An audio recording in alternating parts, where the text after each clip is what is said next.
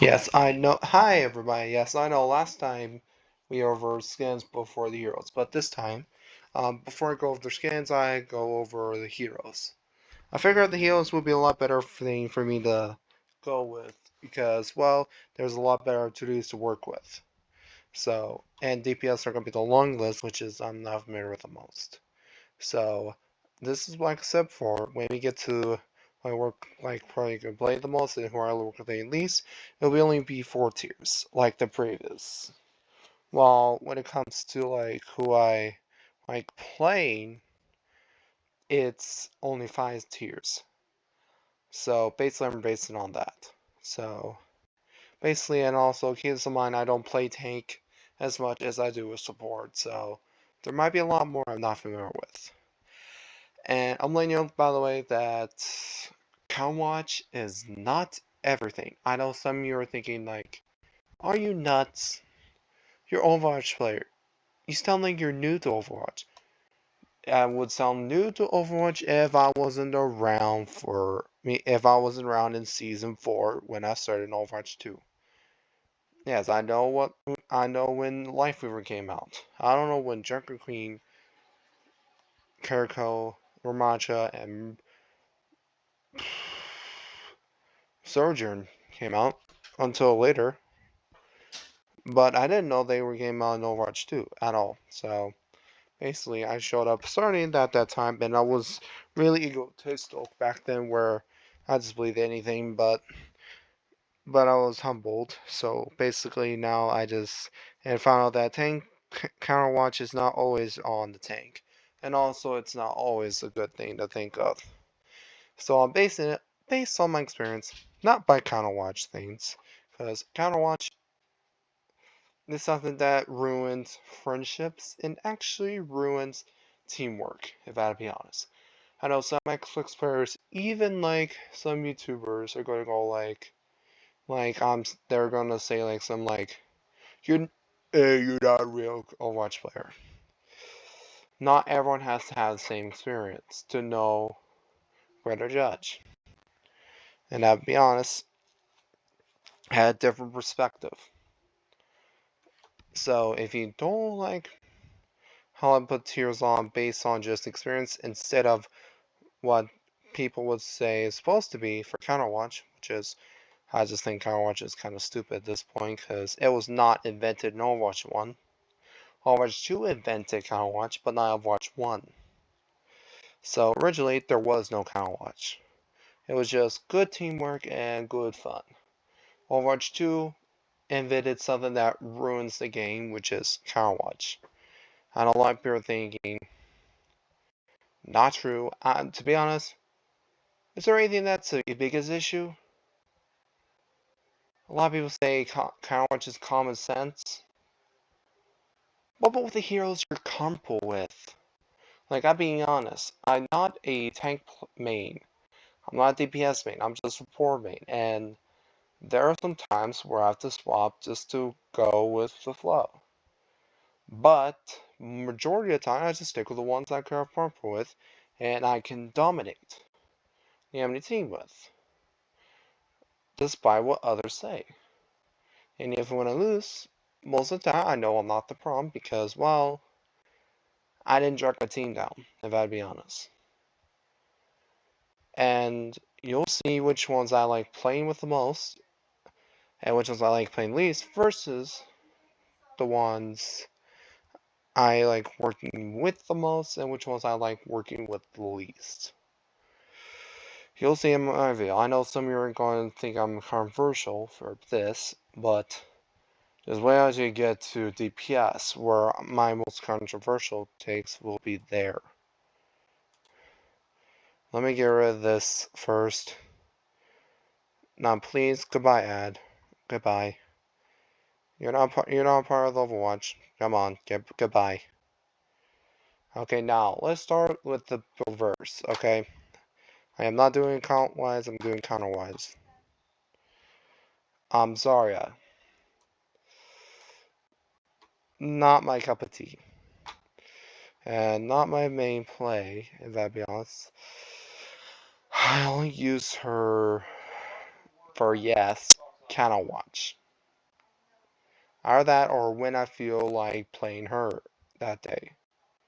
There are days where I feel like playing a certain character on which role, but I don't usually feel in the mood to play Zarya.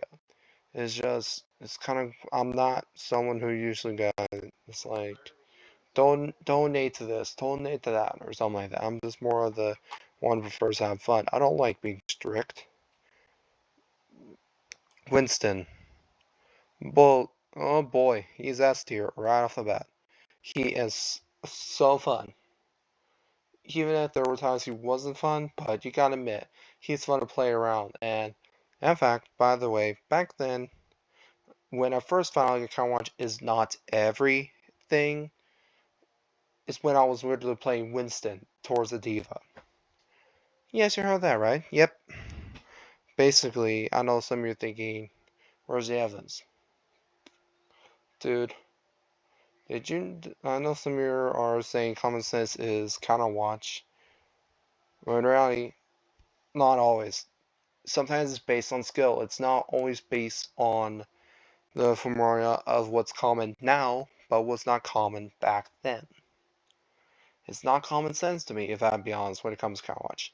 It's not. And there's some people who agree with me as well. It's like, what's the point in doing it if you're not learning anything good from it? I mean, I will do it if it educates me, which is, at Counterwatch, teaches me to be egotistical, which is not good. I'm just saying. And there are some times where one of my besties I just disagree with. I'm getting rid of that. I don't want it. I don't want ads. Get rid of it. Wrecking Ball. Not some off days, but he's a little bit fun. Sometimes you do have to take him seriously. Just so you get some. If you are dominating the team and you're carrying the team, who cares? You don't take him seriously. And to be honest, I did carry the team wrecking ball a couple times. The one time I ran into a Life Fever main who complains about me playing wrecking ball, and his saying it's all better if I get off wrecking ball, despite the fact that I was carrying the team, and I was preventing them from moving a lot. When I did what the Life Fever said, it just made me lost the game one time. And by the way, that player was the only time that made me get on my nerves so much where, let's just say, I don't normally call anyone bitch, but it triggered the bomb and there was no way I can take it back. But however,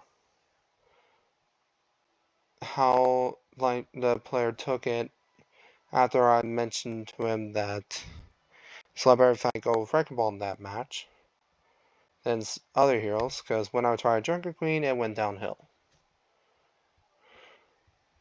And I understand Tank's pain now, to be honest. Now I'm thinking about it now. Some players will just complain even when you did well. I mean, Wrecking Ball is just the most difficult to play, and getting 15 kills in one round is a lot better than getting like 5 kills and 13 deaths, if I'd be honest, on a Doomfist. If I'd be honest. Not to defend anybody, just please give some Wrecking Ball mates some respect, please. I know some of you are thinking like, don't, but there are some good ones out there, just don't be mean to them. They're trying. And what makes them go in panic mode where they can't do much is basically their rework. So yeah, it just added more stress on them, basically. Now, Sigma. Recently, I have been struggling playing him due to his buff, and sometimes buffs can work well, But in Sigma's case, his buff in Season 12 was a nerf, if I had to be honest, in disguise. Yes, I know some of you are thinking, like, not taking damage to himself. That's interesting. Why would you say it's a nerf? Let's just say it caused a lot of players to go counterwatch and ruin my games, basically. And Season 12 was the proof that I can't play him. So basically, this one goes to me playing him. Let's just say above Winston. That's because not just I have fun with him, roadhog, but also I was able to dominate the team most of the time with this one.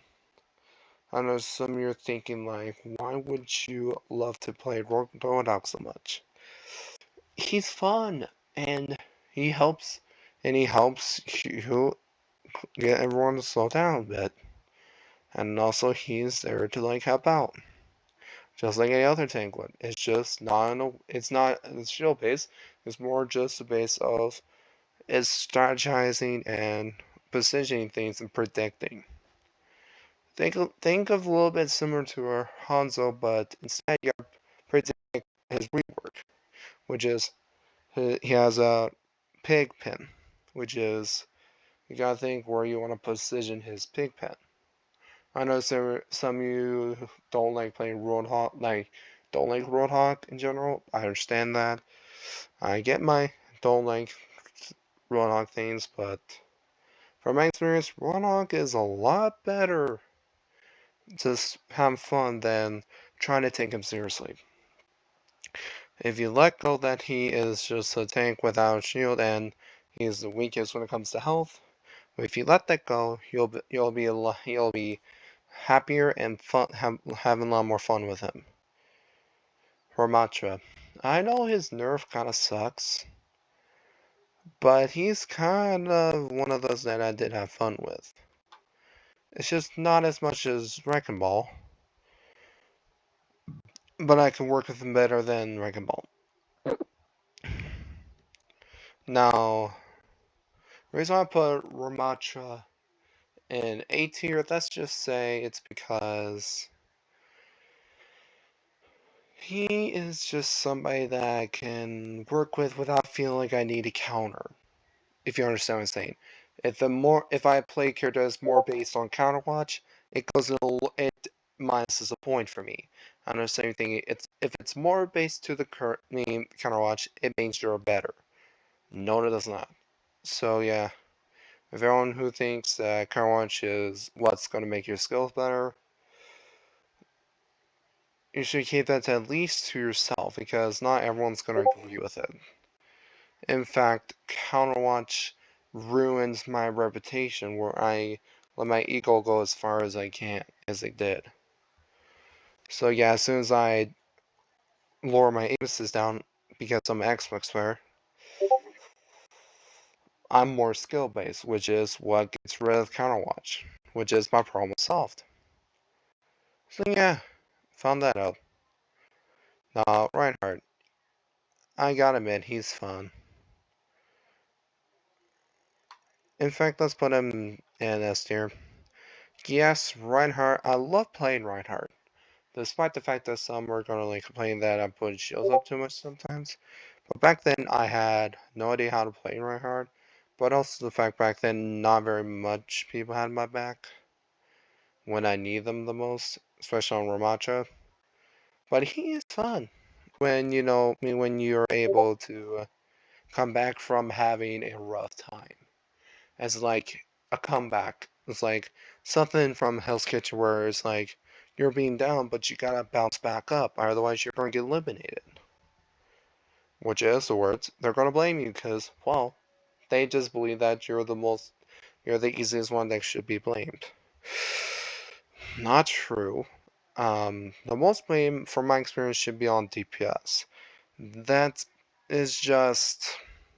I know DPS seem difficult, but I'm sorry, but playing DPS with just supports would make you think it's easier to play.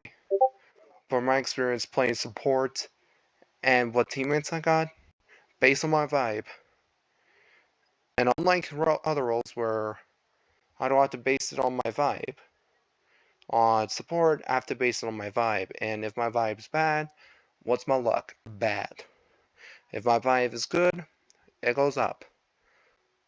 But the problem is, it's RNG when you play support. Tanks, you could probably get RNG when it comes to supports, but when you're support, the entire team's RNG. It's like you're not gonna know which one is you're gonna carry, which ones are gonna actually carry you, which ones are gonna make you carry them, and it's just really difficult to bounce back. And all you kept getting with is just basically RNG, where it's hard to bounce back. But you'll eventually run to people who actually want to help you. It takes some time. Just don't give up. But as soon as you get to gold, that's where the RNG tends to decrease a bit, and is based more on you as a support. So yeah, and that's from my experience. When you're in silver on silver, it depends what type of player you are. If you're a healer, you're basically more of RNG. If you're a DPS player, just land on RNG and see if you're lucky to get someone who is willing to take your job. That's it. That's all I'm saying. Now back to what I was saying. Reinhart, he's fun.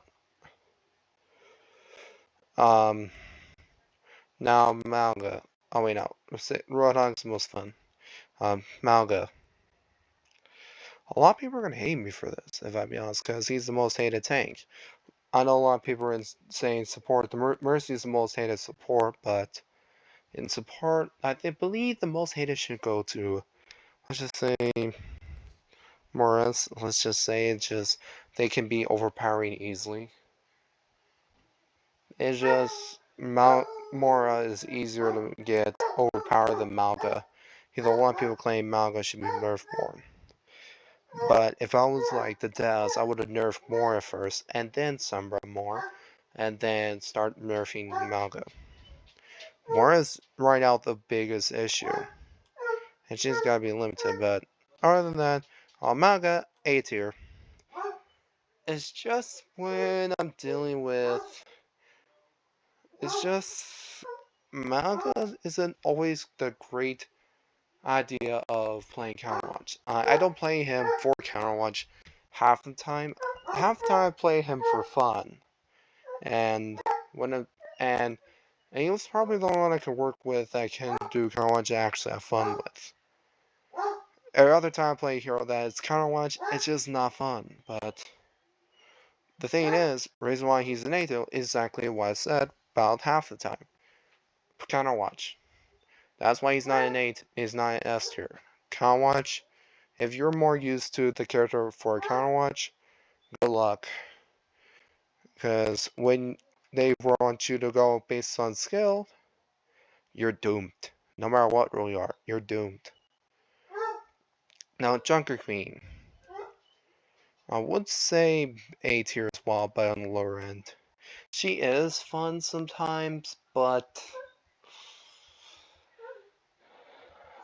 and you can even feel that, like, you can even get into character with Junker Queen, unlike other heroes where you can get right off the bat into either road, where I know some people are going like, it's based on yourself, right? Yep. And like I said, Junker Queen's a lot more fun to play as than rammatra, but however, what puts her below Malga?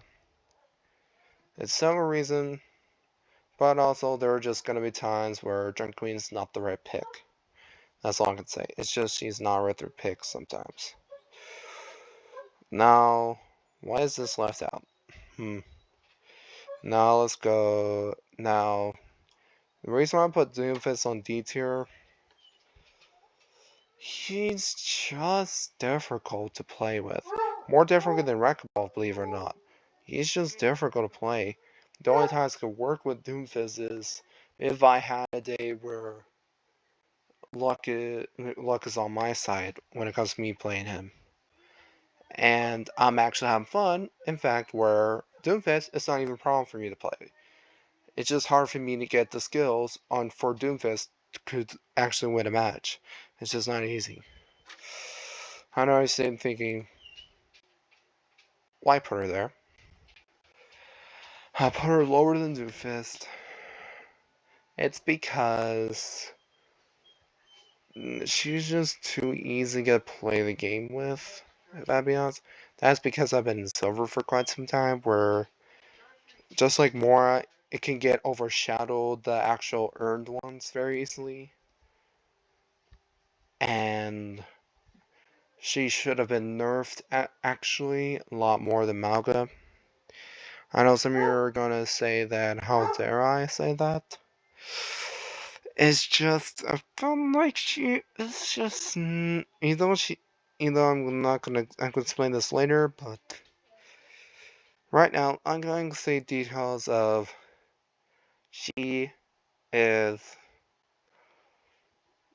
really hard to learn when you don't play her for months of me. If you don't play her about, like, I don't know, a half a year.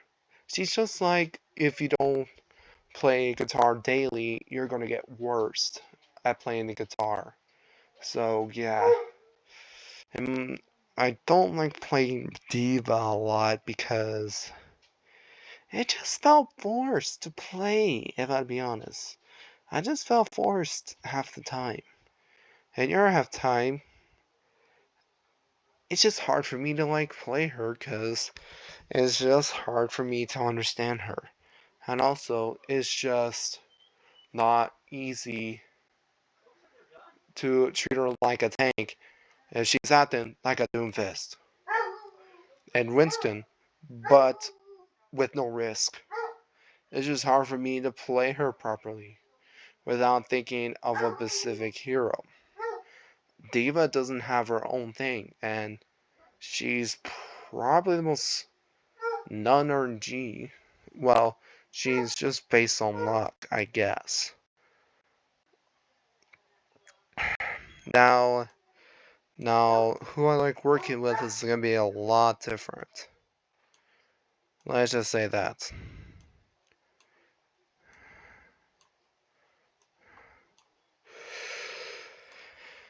Start with Doomfist. Put him C tier. Most Doomfist players are miserable, if I had to be honest, working with. But there was like 1 to 2 instances where he isn't very sufferable. And it's just hard to work with. And they'll demand heals. Just ignore the mic in the background, okay? You wonder where Diva's... I know some of you are thinking, Diva should go to S tier, right? Wrong. She don't belong there, if I be honest. She belongs the lower end.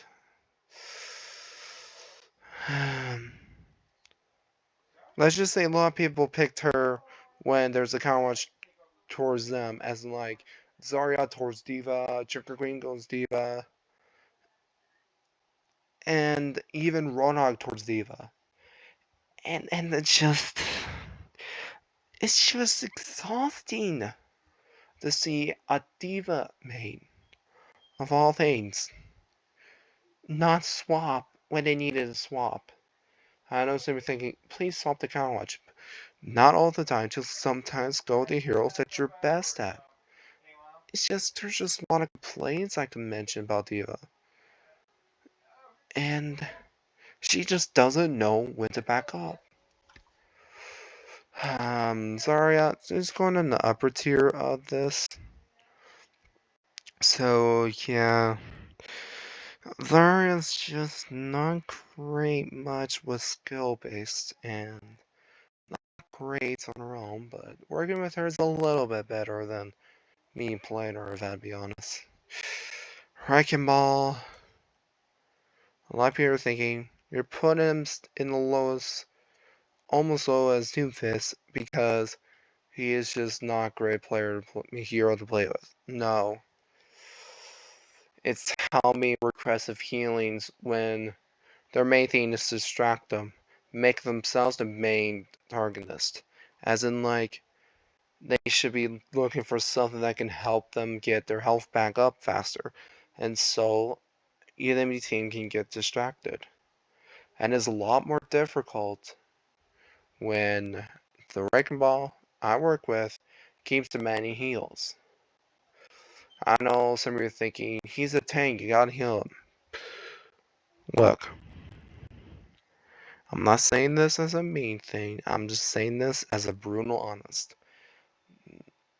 I went to check progression, and one of the main things he's supposed to be doing, what kind of character wrecking ball is, you gotta heal yourself, which is look for health packs. There's a reason why health packs are everywhere. And when I see a wrecking ball literally going like, I need healing, I need healing, I need healing. Mercy, please heal me. Come on, B word, heal me. It's just so annoying. It's like it's like a Zara demanding heals, when she can really get herself health pack. Sigma, I would say he's not perfect, but he's not that great either. But he's not terrible to work with. There are some situations where he's not great to work with, but he's better than the ones I have on the list for. Now, Malga, this might be a little different. It depends on which player plays Malga. If they're given to someone who knows how to play Malga properly, good on them. They know when to retreat. If they're just domain heals left and right when I have to sometimes focus on DPS, it's just gonna suck. Jerk and clean.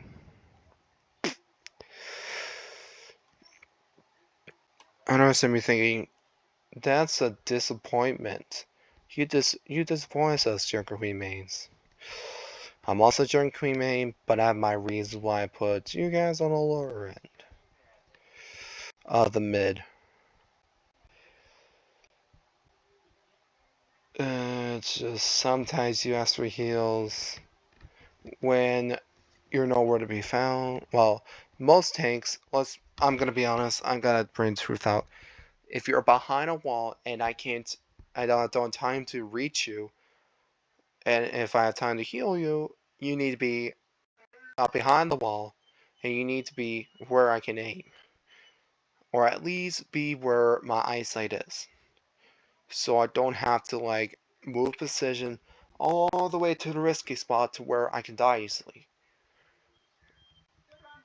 And the reason why I didn't put Jungle Queen on A tier is because there's one thing I just don't like Jungle Queen's doing that majority of them do. On some maps it's alright to do it, as long as you know how to use it, but for some maps, why are you using it? Like, sometimes you can use it to, like, protect others. Use that one ability, which is, when there's somebody thinking it's knife, no, it's the thing that goes, Rah! Or something like that, you know?